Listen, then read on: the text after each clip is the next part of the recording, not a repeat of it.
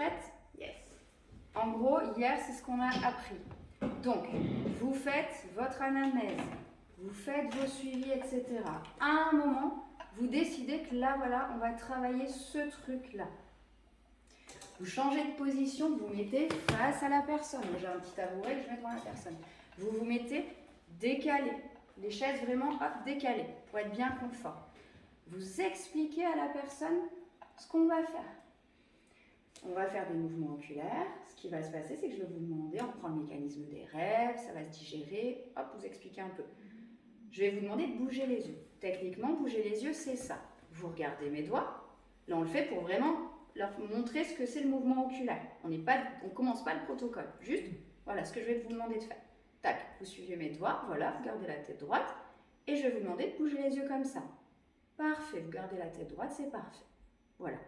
Je vais vous faire bouger les yeux comme ça. Mais pendant que vous bougez les yeux, je vais vous demander de rester en lien avec une image du trauma que vous allez avoir. Vous allez voir, dès que vous allez vous connecter à l'image, vous allez avoir de l'émotion. Et dans cette émotion, ça c'est mon boulot, ensemble, on va trouver la pensée négative, la croyance négative qui augmente l'émotion. Déjà, quand vous avez dit ça, la personne, elle sait sur quoi on part. Hein. Elle est déjà à moitié les larmes, les machins. Ok. Ok. Et c'est parti. Alors, de quoi on parle, machin, votre souvenir, qu'est-ce qui s'est passé? C'est là où vous allez dans les détails du souvenir. Racontez-moi l'image. Donc là, elle commence dans l'image. Vous l'avez, premier feu vert, vous avez votre image. Sur quoi on part exactement? Ok, quand vous vous connectez à cette image, vous avez quoi comme émotion? Ça sert là, ça sert là, ça sert là, elle vous dit. Soit c'est très clair, elle vous dit c'est là, c'est l'angoisse, je suis oppressée. Soit, là il faut aider un petit peu. C'est un peu là. Ça c'est quoi ça comme émotion? C'est la honte, la colère, la tristesse? Non, c'est la peur. Ok, vous affinez un petit peu l'émotion, mais pas 10 minutes. Hein. Et là, cette émotion, elle vous dit quoi dans la tête? Reprenez l'image. Laissez ça se serrer. Qu'est-ce que ça dit? Ça dit que je suis faible, je suis fragile. Soit effectivement, là, elle vous donne royalement la cognition, la phrase, soit vous y aidez un petit peu. Si vous vous répétez cette phrase, je suis faible, je suis fragile, je ne suis pas à la hauteur, est-ce que ça augmente l'émotion? Ouais. Ok, vous avez vos 3 feux verts. Image, émotion, croyance. Vous les verbalisez, c'est-à-dire vous dites, allez, on y va, vous fixez mes doigts, j'ai les mains qui tremblent, vous le dites, hein, votre patient, allez, vous vous connectez à l'image, vous répétez l'image, vous vous rappelez, vous êtes dans le corps de la petite fille, vous racontez l'image telle qu'elle vous la racontez. Quand vous vous connectez à l'image, hop, vous laissez les émotions là se serrer. Et c'est là où vous enclenchez. Et dans votre tête, vous vous répétez, je ne suis pas à la hauteur.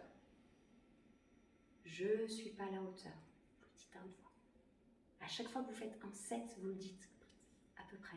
Je ne suis pas à la hauteur. Vous faites 5, 6. Je ne suis pas à la hauteur. Vous arrêtez. Qu'est-ce qui vient? Pendant que vous bougez les yeux ou maintenant. C'est votre premier 7 où vous creusez le négatif. Et là, vous voyez, la personne, souvent, elle va dire... Ça s'amplifie, elle se met à pleurer, la pensée, oui, je ne suis pas à la hauteur. Ok, c'est là. Est-ce qu'il y a autre chose? Non, non, c'est là, c'est vraiment ça. On y retourne. Vous prenez l'image, la pensée, je ne suis pas à la hauteur. Vous creusez vos 7 en regardant si la personne toute seule, elle arrive à retraiter son trauma. Ting, ting, ting, la disquette. Vous regardez comment elle se débrouille toute seule. Est-ce qu'à un moment, la personne, tac, elle va faire un lien avec quelque chose? Ok? Premier 7. Deuxième 7. Soit vous revenez à l'image, soit la personne, elle vous dit « Non, en fait, ce que je me dis, c'est que vraiment, je vaux rien. » Ok, vous allez vous répéter « Je vaux rien. » Allez, je vaux rien. Vous voyez, là, je ne pars pas de l'image. C'est un peu intuitif, ce truc-là. Je vaux rien. C'est des petites subtilités, mais... Hop, je vaux rien. Je vaux rien. Pareil, là, on est au 3e 7 négatif. Puis là, d'un seul coup, non, mais en fait, je me dis, si ma fille vivait la même chose, en fait, j'avais que 7 ans. Hop, là, vous vous dites, ça y est, elle est en train, toute seule comme une grande, de digérer le truc, de le voir autrement. On est dans la phase où, hop, ça y est, ça se retraite toute seule. Ok, allez, cette petite pensée-là, que j'étais une enfant, que c'est pas ma faute, allez, Vous reprenez l'image de départ vite fait, c'est pas ma faute. Vous savez que vous êtes à peu près là, c'est-à-dire, super. Peut-être que toute seule, elle va arriver à le retraiter, que vous aurez rien à faire. C'est pas ma faute. 5-6 fois, tac. Et là, soit, trop bien, c'est d'un seul coup, on sent que c'est détaché, mais non, mais elle voit différemment. Vous sentez que la croyance positive, ça y est, elle est là chez elle, elle l'a trouvée, elle fait sens. Vous reprenez l'image de départ, elle a bougé, elle est différente, bon, il n'y a plus à creuser. Et bien vous réinstallez le positif. Ok, c'est parti. Je suis à la hauteur, je suis quelqu'un de bien, etc. Une fois. Qu'est-ce qui vous vient? Ah ouais, puis du coup je pense à ça. Allez, deuxième fois. Là c'est le jet de paillettes, vous y allez. Faites une fois, 2 fois, 3 fois, 4 fois s'il faut. Vous remontez, croyance positive, et à la fin, est-ce que tout va bien? Ok, vous pouvez faire un scanner du corps, vous vérifiez qu'il n'y ait rien au niveau sensation. Ouais. Ça, j'allais dire, c'est la première version du protocole. Cette première version, c'est vraiment le squelette de l'EMDR. L'EMDR, c'est ce qui se passe. Auto-guérison naturelle. La personne trouve en elle de quoi recadrer son trauma. Ouais. Ce qu'on va faire aujourd'hui, c'est la version 2.0 du protocole. C'est exactement la même chose. Sauf que, au moment où, hop, il y a la phase de digestion, soit la personne, là, elle galère. Elle ne trouve pas. Vous voyez que vous faites vos sets négatifs et elle ne retraite pas. Elle tourne en boucle, ça résonne toujours vrai. À la limite, elle s'enfonce. Stop, on arrête le carnage. Et là, on commence à bosser. Commencer à bosser, c'est tout ce qu'on va voir aujourd'hui. Vous vous autorisez à faire ce que vous savez faire. Vous recadrez. C'est-à-dire qu'entre deux sets, elle vous dit non mais c'est ma faute, je suis sale. Ok, on discute entre deux sets. Quel âge vous aviez? Vous diriez ça à une copine, vous. Tout ce que vous savez faire. Vous faites une métaphore, vous faites un symbole. Ok, bah non, à ma petite nièce, non, c'est une enfant. D'accord. Restez en lien avec cette idée-là. Vous reprenez votre image à vous. Vous vous souvenez cette image où vous vous disiez que c'était votre faute, mais pensez à votre nièce. Vous vous rendez compte que votre nièce, c'est pas du tout ça. C'est une enfant. Les enfants sont pas responsables, c'est jamais leur faute. Le bourreau, en bouchant les yeux, c'est pas de ma faute. J'étais une enfant. Ce qu'elle vous a donné, ce qu'elle vous a dit. Ok, tac, comment ça se passe? Et là, ok, oui, je commence à comprendre.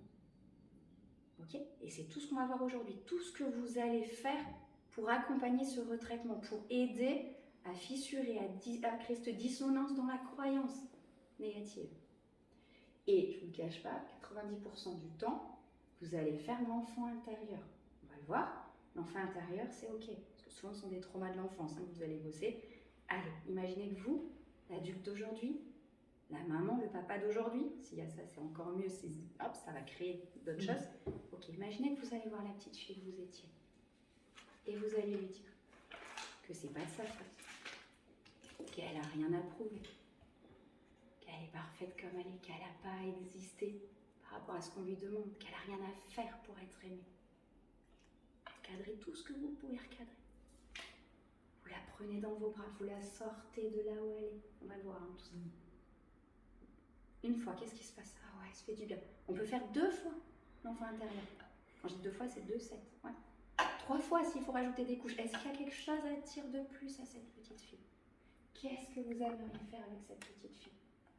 Moi, je veux l'enlever. Je veux l'amener à la plage. Amenez-la à la plage. En bougeant les yeux, vous imaginez. Ok, qu'est-ce que vous aimeriez dire à la petite fille? Je voudrais lui dire ça, ça, ça et ça. Et que... Ah, ok. Vous allez répéter exactement la même chose, mais en bougeant les yeux. Allez, vous connectez à la petite fille. Ouais.